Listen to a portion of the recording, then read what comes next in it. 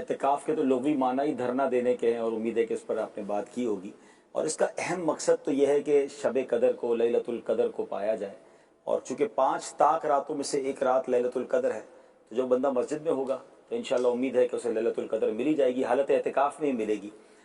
لیکن بہت سارا ایک معاملہ یہ ہو گیا کہ اب ایک تو اعتکاف لوگ کرنا کم ہو گئے ہیں، جو بندہ مسجد میں اب آدھا ایک گھنٹہ بیٹھنا لوگوں کے لیے مشکل ہو گیا ہے، تو اب وہ اعتکاف والا ذہن، لیکن جو اعتکاف میں بیٹھتے بھی ہیں نا تو وہاں بے احتیاطیاں بہت ساری ہیں۔ ایک بات ہم سارے ناظرین جتنے مجھے سن رہے ہیں سمجھ لیں کہ اعتکاف ہم جا رہے ہیں اللہ کو راضی کرنے، لیلۃ القدر کو پانے کے لیے اور نیکیوں کا ذخیرہ جمع کرنے کے لیے، مگر احادیث میں مضمون ملتا ہے کہ مسجد میں فضول باتیں نیکیوں کو اس طرح کھا جاتی ہیں جیسے آگ لکڑی کو کھا جاتی ہے۔ اب فضول باتیں کر کے اپنی نیکیاں جلا کے آ گئے، یا مسجد میں ہنسنا قبر میں اندھیرا لاتا ہے، تو اب وہاں ہنسی مذاق اگر ہو رہا ہے، بلکہ اب تو ایسی ویڈیوز یا ایسی سوشل میڈیا پہ چیزیں بھی نظر آ رہی تھی کہ مسجد میں بیٹھ کے گیم کھیل رہے ہیں موبائل پر، مسجد میں بیٹھ کر ویڈیوز دیکھ رہے ہیں اور یوٹیوب وغیرہ دیکھ رہے ہیں۔ تو یاد رکھیے اعتکاف ضرور کیجئے، بہت بڑی نیکی ہے، مگر پھر اعتکاف کیجئے، پھر واقعی اللہ کی عبادت کیجئے اور واقعی وہاں فضول کاموں سے اپنے آپ کو بچائیے۔ اس سے پرسنلی ایسا فیل ہوتا ہے کہ دوستوں کے ساتھ اعتکاف نہیں کرنا چاہیے، بعض اوقات پوری ترین کے لیے رہے ہوتے ہیں بعض لوگ، تو بعض اوقات پوری ٹولی اعتکاف میں آتی ہے کہ جناب سب تم چلو گے تو میں چلوں گا، آپ چلو گے تو میں چلوں گا، وہ سب گئے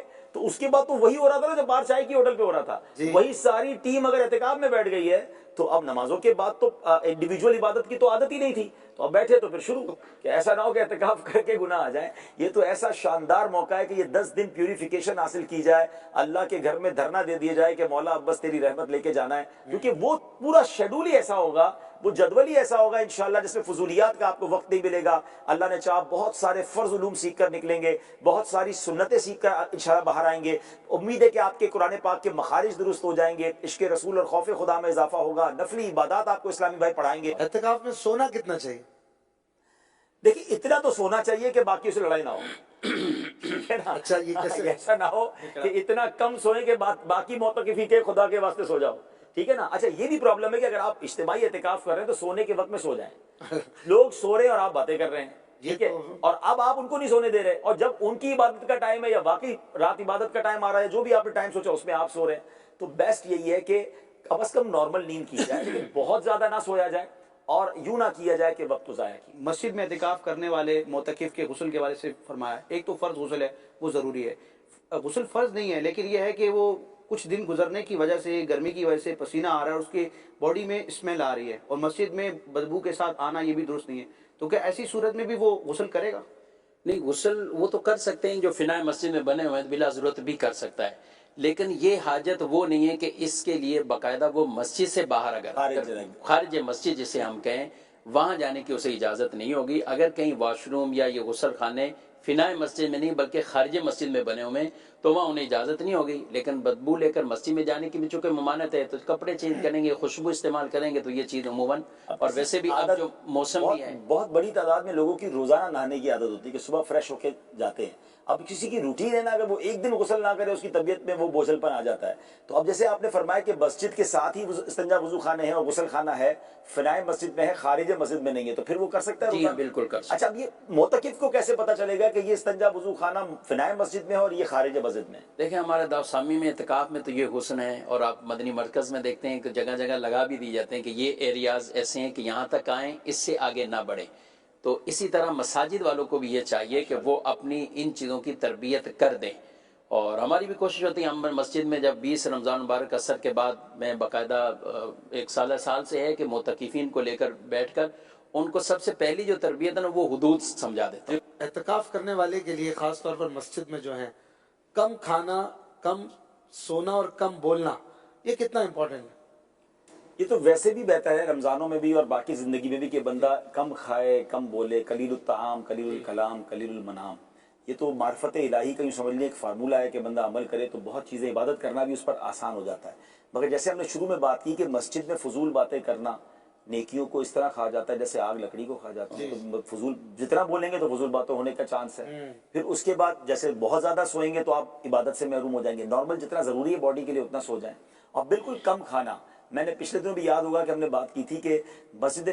الحرمین میں ہم نے دیکھا کہ وہاں جو عرب کے لوگ ہوتے ہیں، جو لوگ اعتکاف کرتے ہیں، وہ صرف روٹی، دہی، کھجور، زیتون یہ کھاتے ہیں، اور اس کی بنا پر وہ ماشاءاللہ کافی فریش رہتے ہیں، واش روم کم جانا پڑتا ہے، وضو باقی رہتا ہے اور عبادت میں دل لگتا ہے۔ اور میں یہاں چلے حرمین طیبین کے اعتکاف کر بھی بات کر لیں، کیونکہ بڑی تعداد میں لوگ وہاں بھی اعتکاف کرنے گئے ہیں، جا رہے ہیں۔ اللہ کرے ہمارا یہ میسج دیکھیں تو پہلے تو ہمارے لیے دعا کیجیے گا، آپ اتنے خوش نصیب ہیں کہ اتنی مبارک جگہ پر آپ کے یہ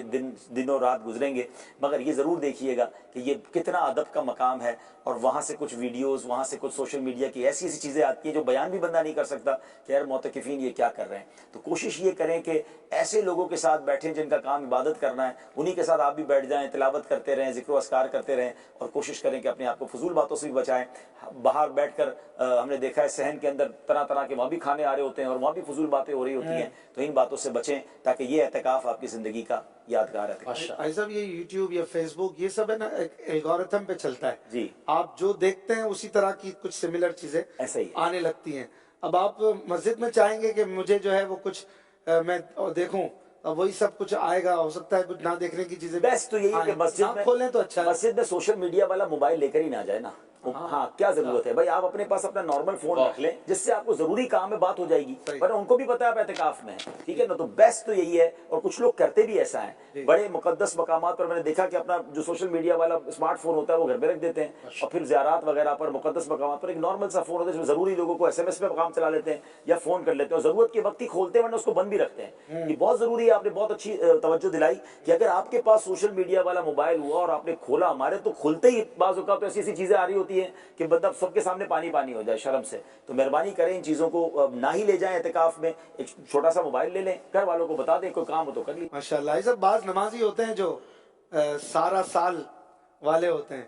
اور بعض ہوتے ہیں جو بالکل تازہ اعتکاف میں آتے ہیں، اب 100 ہیں 50 ہیں نئے آ گئے، اور ایک بابا جی ہیں یا ایک بزرگ نمازی وہ پورا سال مسجد کا خیال بھی کرتے ہیں، دیکھتے ہیں، اور مسجد کو بڑا رونق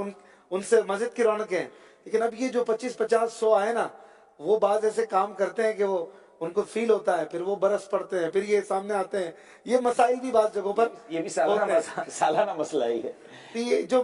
پورے سال والے ہیں ان سے پہلے آپ بات کریں۔ ہاں دیکھیں، جو نئے مہمان آ رہے ہیں، دیکھیں پہلی بات تو یہ کہ جو نئے مہمان ہیں نا ان کو ویلکم کرنا چاہیے۔ وہاں تو